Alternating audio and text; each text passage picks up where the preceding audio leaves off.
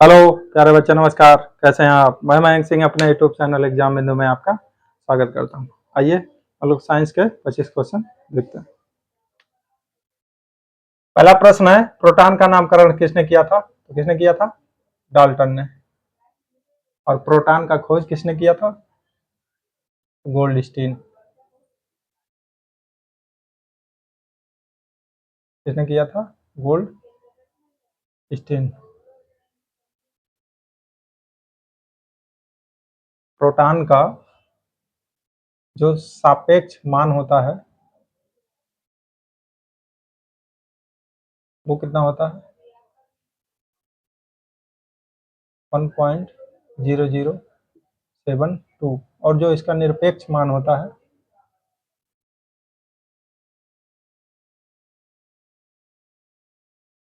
वो कितना होता है?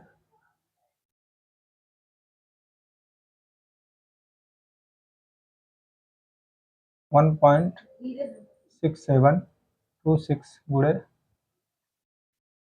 10⁻⁻27 किलोग्राम। ठीक है। और प्यारे बच्चे, आपको पता होगा प्रोटॉन को ही एनोड किरण के नाम से जाना जाता है। एनोड किरण, इस बात को भी ध्यान रखेंगे। तो प्रोटॉन का नामकरण किसने किया था? डाल्टन ने। और खोज किसने किया था? गोल्डस्टीन ने। कब किया था? 1919 में। आइए अगला प्रश्न है, ऐसे तत्व जिनका परमाणु भार समान होता है उसे हम लोग क्या कहते हैं? उसे कहते हैं समस्थानिक। परमाणु भार जिनका समान रहता है उनको बोलते हैं समभारिक। क्या बोलते हैं?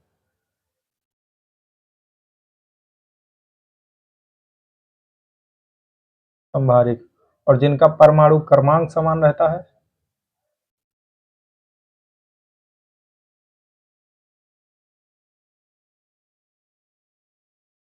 इनको क्या बोला जाता है? इनको बोला जाता है समस्थानिक। समभारिक में जैसे कार्बन है, कार्बन का परमाणु क्रमांक कितना है? 6। और भार कितना है? 14। ठीक है। नाइट्रोजन का कितना है? नाइट्रोजन का कितना है? 7।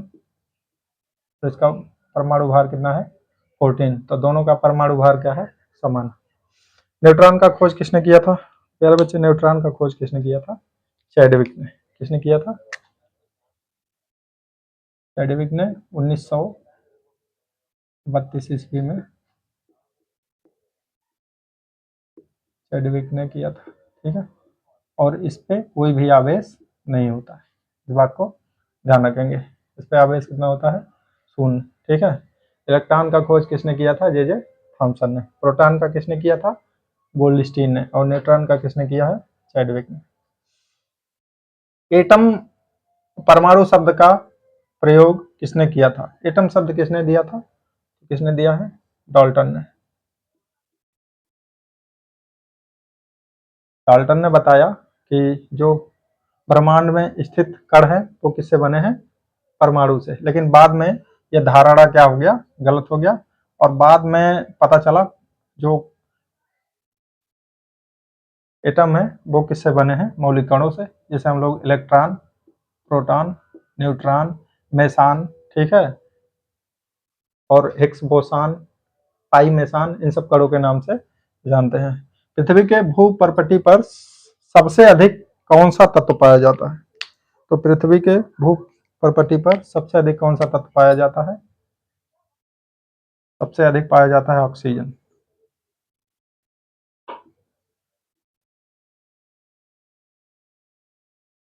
फिर क्या पाया जाता है? सिलिकॉन। क्या पाया जाता है?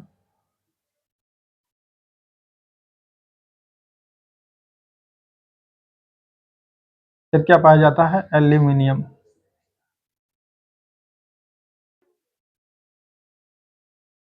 के बाद क्या पाया जाता है? इसके बाद पाया जाता है आयरन। ठीक है। इस बात को ध्यान रखेंगे। सबसे अधिक ऑक्सीजन, उसके बाद सिलिकॉन, फिर एल्यूमिनियम, और सबसे कम इस क्रम में आयरन पाया जाएगा। अरहर तथा मसूर का जो दाल है वो कह कैसा मिश्रण है? तो पता है प्यारे बच्चे, मिश्रण कितने प्रकार के होते हैं? 2 प्रकार के। एक होता है समांगी और एक होता है विषमांगी। समांगी को बोला जाता है होमोजीनियस, और इसको बोला जाता है हेट्रोजीनियस। ठीक।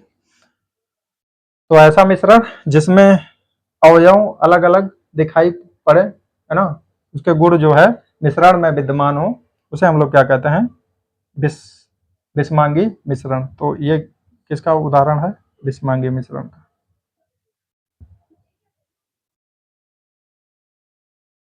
विषमांगी मिश्रण। ठीक है।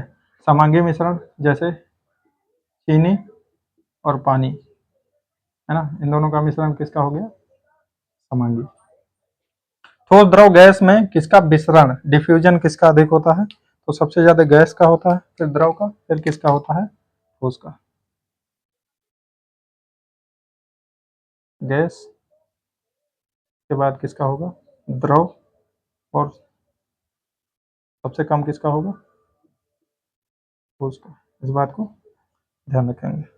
पदार्थ की पांचवी अवस्था, तो पांचवी अवस्था का नाम क्या है, आपको पता है प्यारे बच्चे, पांचवी अवस्था जो है वो है बोस आइंस्टीन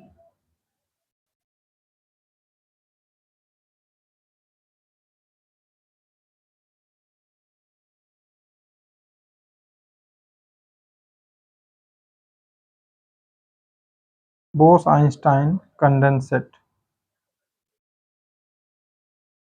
कंडेंसेट।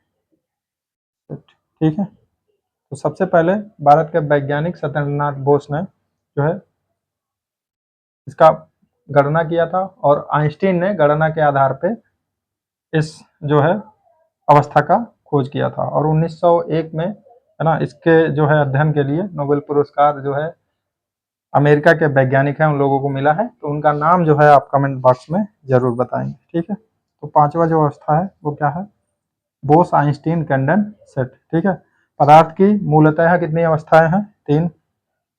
पहला क्या है, ठोस, फिर द्रव, फिर क्या है, गैस, और चौथी अवस्था क्या है, प्लाज्मा, है ना। और पांचवी अवस्था क्या है, बोस आइंस्टीन कंडेंसेट, BEC जिसे हम लोग कहेंगे। फ्लोरेसेंट ट्यूब तथा नियॉन बल्ब में क्या पाया जाता है, प्यारे बच्चे, फ्लोरेसेंट ट्यूब में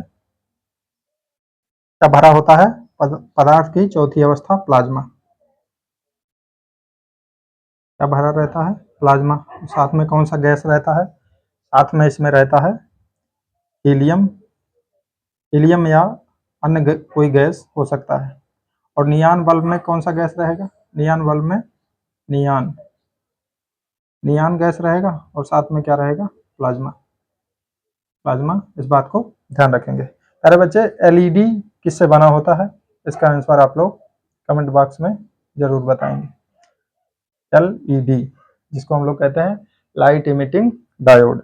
इलेक्ट्रॉन, प्रोटॉन, न्यूट्रॉन तथा पॉजिट्रॉन में अस्थायी कण कौन से हैं, आपको पता होगा। अस्थायी कण कौन है, इलेक्ट्रॉन, प्रोटॉन और न्यूट्रॉन। इस पे चार्ज क्या होता है, माइनस, इस पे कैसा होता है, प्लस, और इस पे कोई चार्ज नहीं होता है। ठीक है। इस पे जो चार्ज होता है 1.6 गुणे 10⁻−19 गुलाम, और यहाँ पे जो होता है वो प्लस में चार्ज होता है, ठीक है, 19 गुलाम। यहाँ पे कोई चार्ज नहीं होता है, इस बात को ध्यान रखेंगे। इलेक्ट्रॉन का खोज किसने किया था, जे थॉमसन ने। प्रोटॉन का खोज किसने किया था, गोल्डस्टीन। नामकरण किसने किया था, रदरफोर्ड। इस बात को ध्यान रखेंगे। न्यूट्रॉन, इसका खोज किसने किया था, चैडविक ने।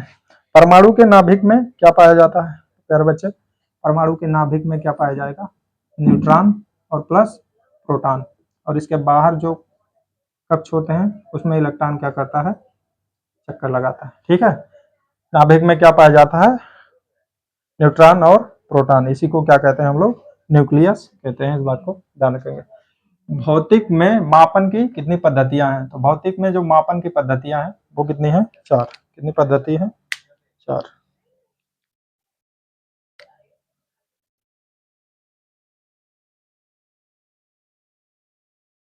ठीक है, पहला क्या है एफ पी एस, दूसरा क्या है सी जी एस, तीसरा क्या है एम के एस, और चौथा क्या है एस आई। ठीक है, इसको बोला जाता है फुट,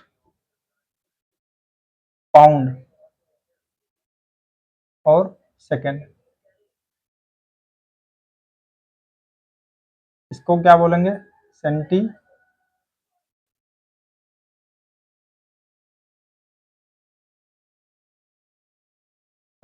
फिर इसको बोलेंगे ग्राम, और इसको बोलेंगे सेकेंड। ठीक है, ऐसे ही हम किस पद्धति को क्या बोलेंगे, ठीक है, मीटर, के को बोलेंगे किलोग्राम, और यस को बोलेंगे सेकेंड। ठीक है, इसी का जो अपडेटेड रूप है वो क्या है एसआई पद्धति, जिसे 1971 में, ठीक है, फ्रांस की राजधानी पेरिस में बैठक हुआ था, वहां मापतौल के लिए इसको जो है मान्यता मिला था एसआई यूनिट। ठीक है, तो इस बात को ध्यान रखेंगे। कितनी पद्धतियां हैं, 4। एफपीएस फुट पाउंड सेकेंड, ठीक है, इसको बोलते हैं सेंटीमीटर ग्राम सेकेंड, और इसको बोलते हैं मीटर किलोग्राम सेकेंड। ठीक है, इस बात को ध्यान रखेंगे। सभी प्राणी में, सभी प्रणाली में समय का मात्रक क्या होता है, तो समय का मात्रक क्या है सभी प्रणाली में सेकेंड, क्या होता है सेकेंड, इस बात को ध्यान रखेंगे। समतल कोण को किससे मापा जाता है, तो समतल कोण को मापा जाता है रेडियन से। किससे मापा जाता है रेडियन से। और घन कोण को किससे मापा जाता है स्टेरेडियन से। घन कोण को किससे मापा जाता है रेडियन से। ठीक है, इसी को ठोस कोण भी कहा जाता है। क्रय माप तौल विभाग के अंतर्राष्ट्रीय अधिवेशन में एसआई पद्धति को मान्यता कब मिला, तो 1971 1971 में। ठीक है, फ्रांस, फ्रांस की राजधानी पेरिस, तो पेरिस में जो है बैठक हुआ था, वहां पे एसआई पद्धति को क्या दिया गया मान्यता। ज्योति तीव्रता का मात्रक क्या होता है, तो प्यारे बच्चे ज्योति तीव्रता का मात्रक होता है ल्यूमेन। क्या होता है ल्यूमेन, ल्यूमेन, है ना। और आप बताएंगे ज्योति तीव्रता का मात्रक होता है कैंडिला। क्या होता है कैंडिला। ठीक है, भार का बीमा क्या होता है, तो भार बराबर क्या होता है द्रव्यमान और गुणे त्वरण। ठीक है, तो द्रव्यमान को हम लोग लिखते हैं किलोग्राम, त्वरण को क्या लिखेंगे मीटर पर सेकेंड स्क्वायर। ठीक है, तो इसका अगर बीमा हम लोग लिखेंगे किलोग्राम को एम से, है ना, मीटर को एल से, सेकेंड को सेकेंड, और क्या हो जाएगा -2। ठीक, घर्षण गुणांक की बीमा क्या है, तो घर्षण गुणांक, है ना, साथ ही साथ अपेक्षिक आर्द्रता, अपेक्षिक आर्द्रता,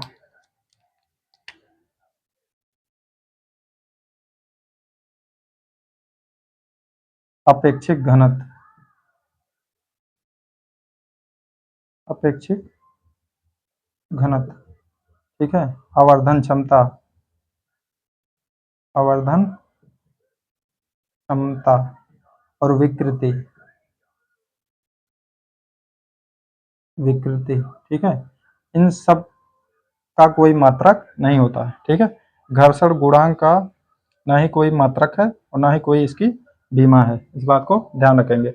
अपेक्षिक आर्द्रता, अपेक्षिक घनत्व, आवर्धन क्षमता, विकृति, इन सब का कोई मात्रक और बीमा नहीं है। ठीक है, प्रदीप्त पुंज की इकाई क्या है, प्यारे बच्चे प्रदीप्त पुंज की इकाई क्या है, इसकी इकाई है ल्यूमेन।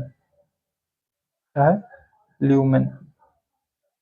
और आपको पता होगा प्रदीप्त की इकाई क्या है, बोलेंगे मेरे बच्चे प्रदीप्त की इकाई है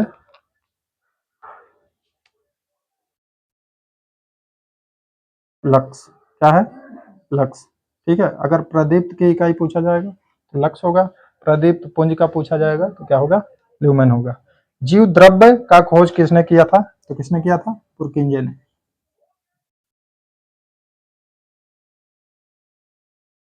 पुरकिंजे, है ना। और जीव द्रव्य में क्या पाया जाता है, एक तो होता है कोशिका द्रव्य, कोशिका द्रव्य, और दूसरा होता है केंद्रिका, केंद्रिका द्रव्य। इस बात को ध्यान रखेंगे। और इसे जो है जीवन का क्या कहा जाता है, भौतिक आधार। पेप्टिडोग्लाइकेन क्या है, तो प्यारे बच्चे आपको पता होगा, जो जीवाणु होते हैं वो क्या होते हैं, एक पादप होते हैं, और उनका जो भित्ति बना होता है किससे बना होता है, पेप्टिडोग्लाइकेन से बना होता है। इस बात को ध्यान रखेंगे। ठीक है। जो पेड़ पौधे होते हैं उनकी भित्ति किससे बनी होती है, सेलुलोज से। किससे बनी होती है, सेलुलोज, है ना। जो पेड़ पौधों को क्या करता है, मजबूती प्रदान करता है। ठीक है। और जो कवक होते हैं, कवक, इनकी भित्ति किससे बनी होती है, काइटिन से। किससे बनी होती है, काइटिन। ठीक है। और जो पेप्टिडोग्लाइकेन है, ठीक है, इसे जीवाणु की भित्ति बनी होती है। कमेंट बॉक्स में आप बताएंगे विषाणु की भित्ति किससे बनी होती है, विषाणु, विषाणु की भित्ति किससे बनी होती है, इसका आंसर आप कमेंट बॉक्स में देंगे। सूत्रकणिका के नाम से किसे जाना जाता है, प्यारे बच्चे, सूत्रकणिका के नाम से किसे जाना जाता है, माइटोकॉन्ड्रिया को।